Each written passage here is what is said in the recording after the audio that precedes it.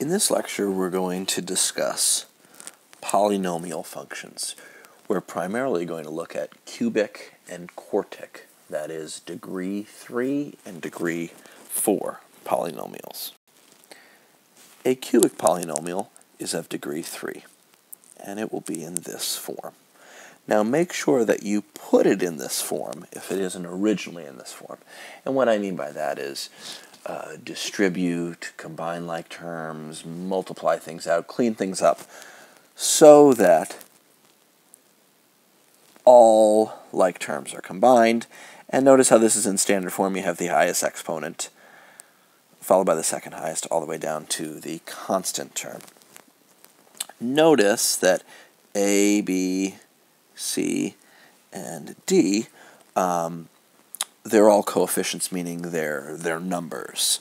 And notice A can't be 0, because if it was 0, imagine if that wasn't there, then we would have a quadratic. So A can't be 0. It could be -5 or 7 or whatnot. Now we call this number in front of A, we call that the leading coefficient. And so that's the coefficient in front of the highest order or highest degree term. So A is the leading coefficient, and ax to the third is the leading term. So for instance, here is a specific example just to make sure that we're clear on this. Let's say we had 4x squared minus 6x cubed plus 2x minus 8x cubed. Well, that's not quite in the form that we want yet. Let's get the highest degree first. That's -6x cubed. We'll combine it with a -8x cubed. Then we have positive 4x squared and a 2x. So finally, just to clean this up fully, f of x is -14x cubed when we combine the cubic terms. Then there's a quadratic term and a linear term. Apparently the constant term on the end is 0. So that's actually the y-intercept right away.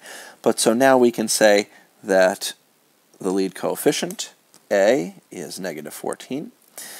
And the leading term is -14x cubed in this example. Okay, so we're really focusing on that highest degree term. Notice how the exponent that is the highest is 3, and that's why we call it a cubic. Here are graphs of cubic functions in order. First, we have f of x right here. Now notice how it starts from -infinity and continues up to +infinity. The lead term is x cubed. The lead coefficient is a +1. So I'll just write a equals +1 here. In our function g of x, a is also +1. Notice how they both have a positive lead coefficient, and they start on the left from -infinity and they go up to +infinity. That is not a coincidence, and we'll look into that further. And then here's our h of x function. Bear in mind again that there's arrows on the end. H of x, since it has a negative lead term, notice how everything's kind of switched. From the left, this function starts up at +infinity and then ends going downward toward -infinity. So that's kind of in direct contrast with f and g of x, who had positive lead coefficients. They started down at -infinity and then continued upward. Here we have the exact opposite on our function h of x because its lead coefficient is opposite. And then just, a little vocab here. Cubic functions can have 0 or 2 turning points. This has no turning points because it's always increasing. Here we're increasing, we turn to decrease, we turn to increase, so no turning points here because we keep increasing. Here we switch from increasing to decreasing and decreasing to increasing, so here we have 2 turning points. And same thing here, we have 2 turning points. There can be 1, 2, or 3 x-intercepts. You can never have 0. So here, on a cubic function, here is 1 x-intercept, here's 3, and here's 2. So those are all interesting possibilities, and those are the only shapes really that you can have on a cubic function. Here we have quartic polynomials. Now notice how in a quartic polynomial we still have that lead coefficient, that number in front of the x to the fourth term, that a value. But now the highest degree is 4. And there's 4 quarts in a gallon. That's always how I think of it. But so a fourth degree polynomial is a quartic polynomial. E is the constant term. Now it's that number on the end. A is leading coefficient. Ax to the fourth is the leading term. And we're really going to focus on that lead coefficient and the leading term, because everything else doesn't really matter that much. Okay? So let's say we had f of x equals negative 2 x to the fourth plus 2x to the second or third minus 1. Let's say we had something like that. We would know that the lead coefficient, the number in front of the highest degree term, is negative 2, and this is a quartic function because its degree is 4. Now let's look at some quartic functions. So here we have f of x. Notice how the lead coefficient is positive and it starts up and ends up. Similarly on g of x, its lead coefficient is positive, it starts up and ends up. Similarly on h of x, so I'm just writing these a little bit bigger. On h of x, it starts up and ends up, and it has a positive lead coefficient. Similarly on I of x, it is also a quartic, and it starts up and ends up because its lead term is positive. So if we had, I'm just going to make something up here. Let's say we had q of x equaled negative x to the fourth. It would, I'm going to kind of graph it on this first graph. It would start down. It'd be a reflection of f of x, actually. And it would end down. Why? Because its lead coefficient is negative. So some interesting things to start looking at here. Notice how we have one turning point here. We have 1, 2, 3 turning points here because we go from decreasing to increasing to decreasing to increasing. And you could have 1, 2, 3, or 4 x-intercepts as the pictures show. So here we have some important vocab. Our graphs will vary on the number of turning points that they have. But in general, when you change from increasing to decreasing or decreasing to increasing, you'll have a local extreme point or a local maximum or a local minimum. So for instance, if you're going increasing, you're going up from left to right, like how we read English, and then you start going downward, you'll have a local maximum there. Locally, it's the highest point. It might not be the highest point everywhere, but it's the highest point locally in, let's say, this little neighborhood. Similarly, if we're going from left to right, we're going down, and then we're going up from decreasing to increasing, we'll have a local minimum right at that bottom point. Going from decreasing to increasing, you incur a local minimum. That's a good point. Linear polynomials, they have no extrema. They either increase or decrease. They have a constant slope. They're not very interesting. Quadratic polynomials, they have only one local extrema. That's the max or the min. So these actually could have been quadratics. There's only one extrema. A cubic polynomial can have 0 extrema or 2 extrema. Go back a couple of slides if you need to and look at the turning points that I spoke of there. And in general, if you have a polynomial of degree n, there can be, at most, n x-intercepts and n minus 1 local extrema. Interestingly enough, if you have polynomials of even degree, they'll have an odd number of extrema, and polynomials of an odd degree have an even number of extrema, and it's because of this n and n minus 1. If n is even, n minus 1 is odd, and vice versa. And all even degree polynomials must have at least one extrema. That's another cool thing that follows from this. So these are just some interesting tidbits about local extrema, local maximums, local minimums that occur from changing from increasing to decreasing, or vice versa. Polynomial graphs must be continuous and smooth. Let's just look at those for now.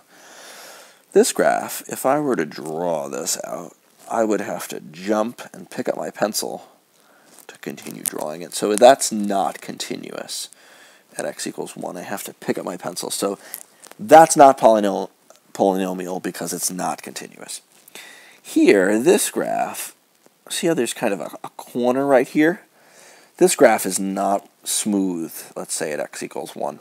So both of these are not polynomial because this one's not continuous, and this one, there's that corner there, so it's not smooth.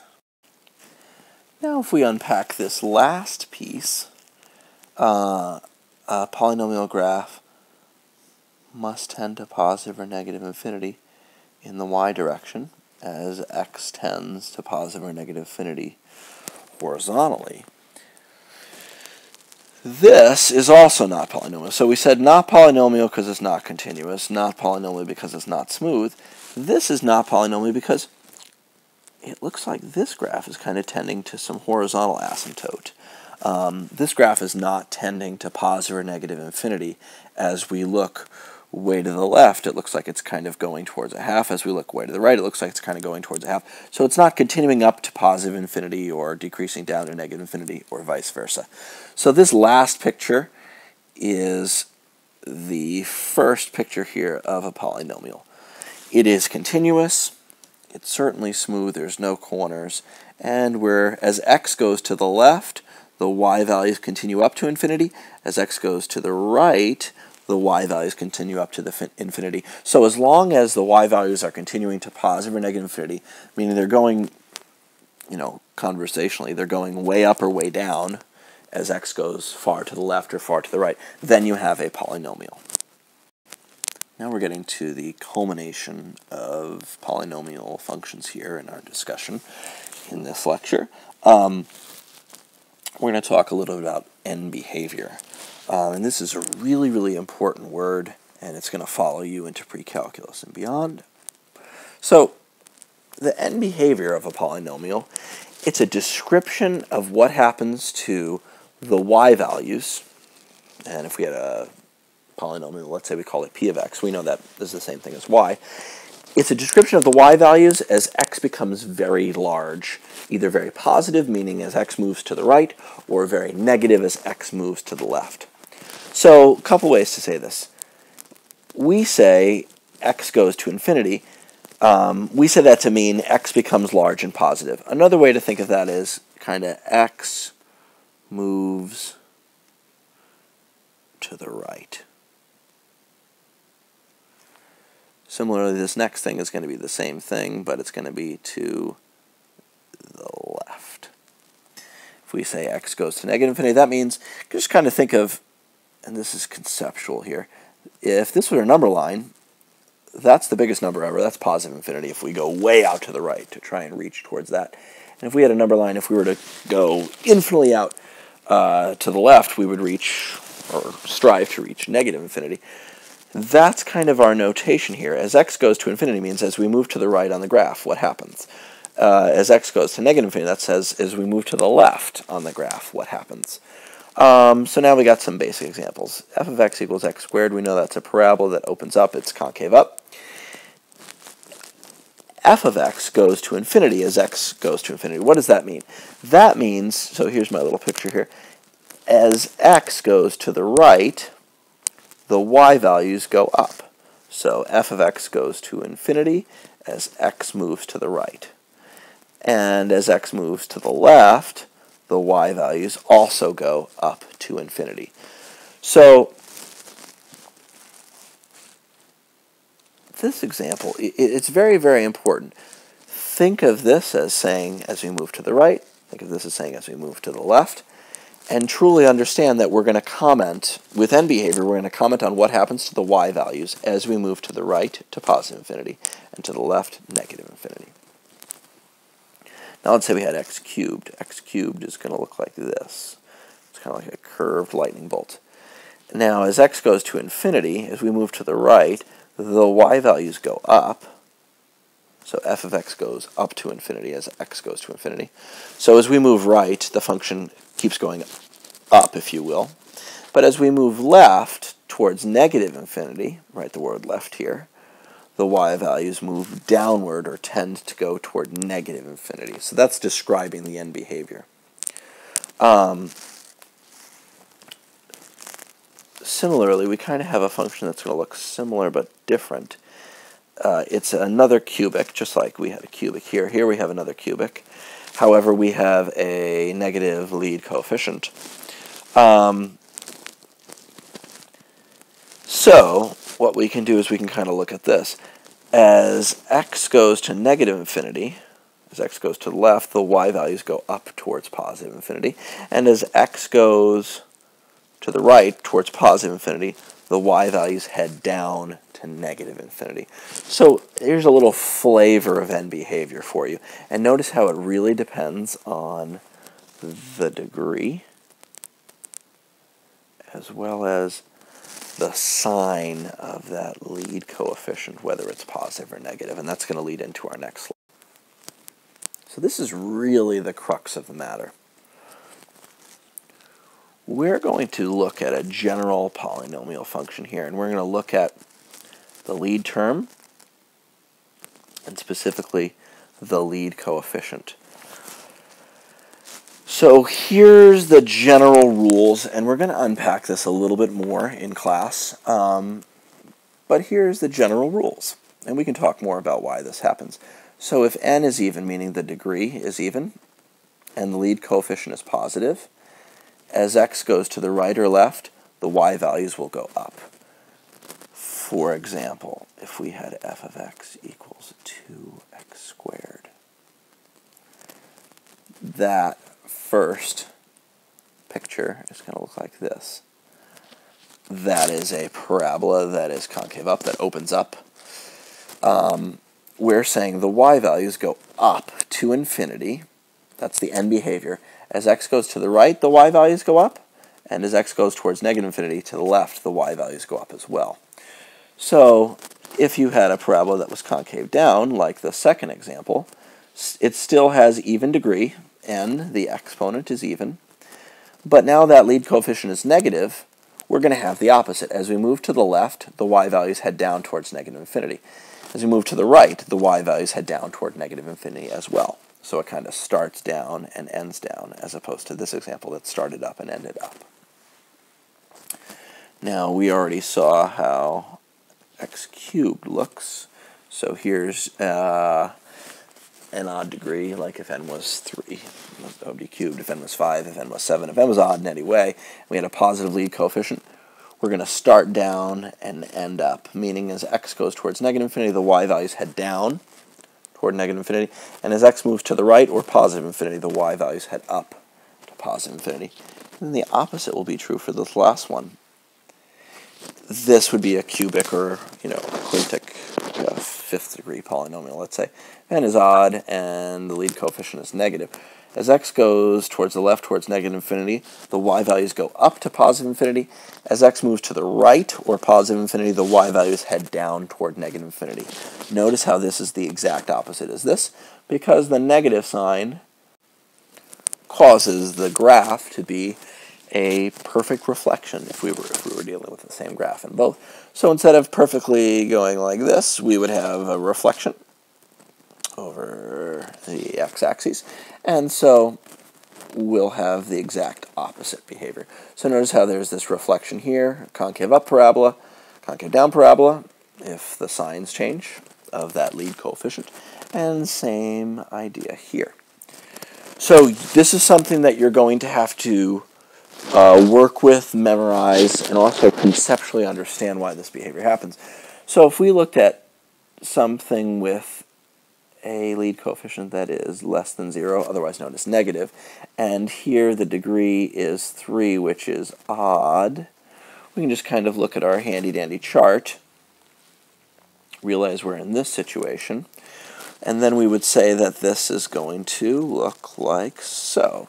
It's going to, as we move to the left, as x goes to negative infinity, the y values will head up, according to our last line here in our picture. And as x moves to the right, our y values will head down toward negative infinity. So this is how we describe our end behavior. And this is a good little concept of how the ends of this picture would look. Now, if we had a even degree, as opposed to our odd above. And let's say we had a positive lead coefficient. Then we would be in this first situation. It would kind of look like our 2x squared picture. So we would have this mental picture. And we would say as x headed to the left, the y values would go up to infinity, and as x headed to the right, the y values would be heading up to infinity, just as our chart and the picture suggest. So end behavior is very, very important to understand, and it will help you gear up for calculus and have a good sense of how graphs look and behave.